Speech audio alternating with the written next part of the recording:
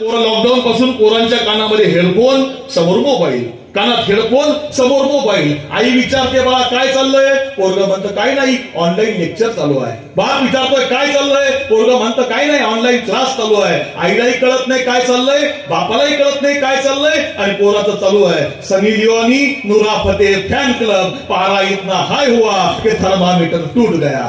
काही कळायलाच मार्ग आहे नेमकं काय चाललंय. तुम्ही तुमची पोरं आणली असतील ना, अभिमानाची गोष्ट आहे. तुमच्या पोराला सांगा बाळा आयुष्यात काही नाही कमवलंस ना चालेल, पण जगातला सगळ्यात मोठा पुरस्कार कमवायचा आहे.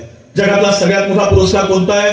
नोबेल पुरस्कार अजिबात नाहीये, मॅगेसेस पुरस्कार कधीच नाहीये, भारतरत्न, महाराष्ट्र भूषण तो तर आजकाल कुणाला पण भेटायला लागलाय. अरे जगातला सगळ्यात मोठा पुरस्कार कोणता आहे माहितीये?